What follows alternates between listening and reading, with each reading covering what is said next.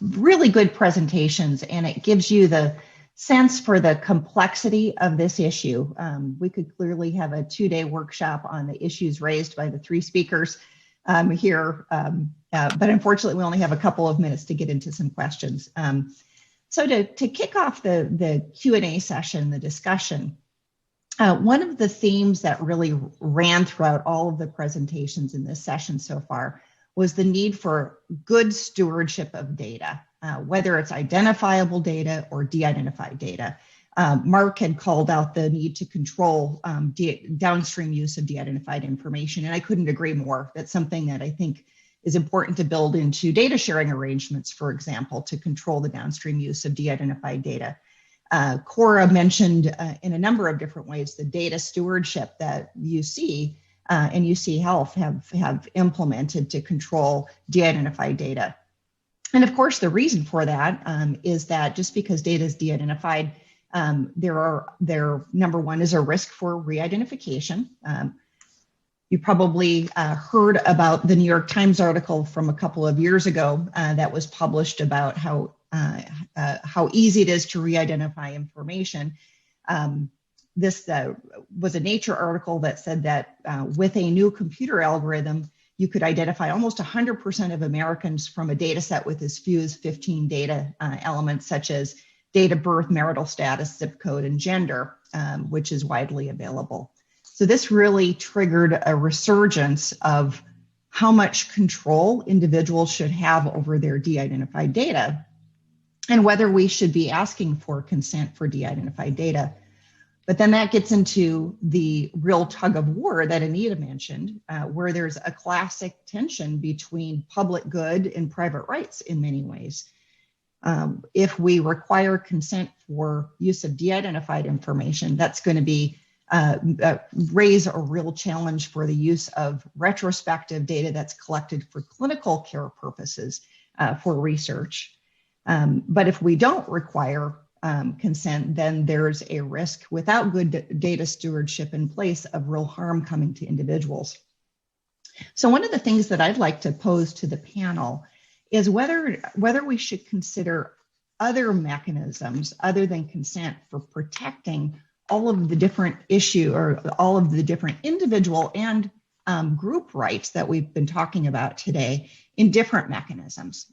Like, for example, should we advocate for a federal law in the US to prohibit re-identification of individuals in de-identified data sets to take the pressure off of the need for individual consent to use this data? I'll throw it to Cora first. I know you're interested and passionate about this issue. Yeah, well, I think probably like everyone on the panel, I've thought about this issue a lot because it definitely is a push-pull. I think legislation, baseline privacy legislation that includes provisions around re-identification, I think would be very useful. I think that's a hard lift, frankly, given the difficulty. There are state laws certainly popping up, but I think federal legislation, there are always things on the table, but that it has been that way for many, many years. So will be interesting to see what happens on that front. And then finally, I'll say that what I've noticed with the state laws popping up is that it has to also be consistent and workable with the HIPAA framework. It has to be something that is in alignment, or I think that itself can cause issues with respect to research. But it's such a good question, Kristen. It's a big challenge, frankly, for research. Mark or Anita, thoughts on what else we can be doing? Well, one of the things I think we need to think about is a way to enforce data use agreements, especially from, say, unregulated researchers.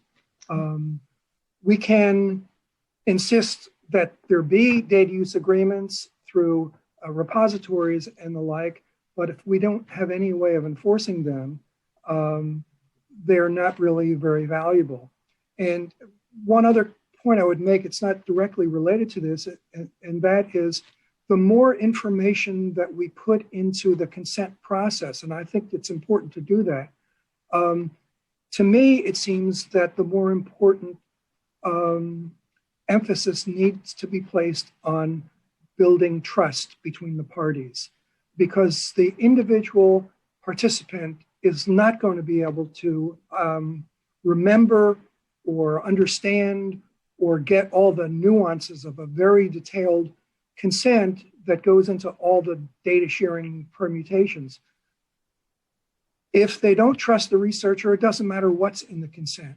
But if they do, and they have a general sense of trust that they've been respected, that their dignity is being enhanced, then I think they will agree, and then the researchers can honor that. You know, that kind of raises a very related issue about kind of alternative mechanisms to actually individual consent to protect people whose data is being used in research, and that's the concept of a data trust, you know, where and of course we'd have the challenge of determining who sits on the board that would determine these decisions about the use of data. But Anita, would that help to address the issue of group interests that obviously are implicated in genetic research, because we're such an individualistic society, and we think about individual consent, which really fails to address the issue of group interests. Do you have a response to that? Well, clearly the consent model is problematic due to the unequal access to information and differences in education, training, et cetera. So trust seems to some people to be very attractive. My problem with the trust model as an alternative to the consent model is that trust has to be earned. And unfortunately, we are not a society in which everybody feels that they can trust the research community. And that's an unfortunate thing. We've seen it with the coronavirus and the vaccination rollout. We're going to keep seeing it until there's greater foundation for trust in this country. I think that lots of Black and brown people and Asian Americans have lots of reasons, and Native Americans have lots of reasons to be suspicious and untrusting. So the question would be, how could the relevant governance bodies create a trust board that would be trustworthy, that would deserve the trust, that could earn the trust? It's not going to be trustworthy just because it's called the trust board, right? It has to be an entity that exists, and then that works to earn the trust in order to trust to be distributed throughout the community as a foundation that can substitute for certain kinds of individual consent. I actually am a paternalist, so I'm all in favor of federal legislation that would take the problem of choosing out of the hands of individuals and create for the nation a set of rules and policies that make sense. And I think that I would actually be more enthusiastic about strong federal legislation that directly address genetic information or de-identification, more supportive of that at this moment than of some kind of trust board. Great. Well, thank you. Unfortunately, we're out of time for this segment. We urge lots of discussion publicly about this issue because clearly it implicates all of our interests. And I really appreciate the speakers spending their time with us today and sharing their thoughts.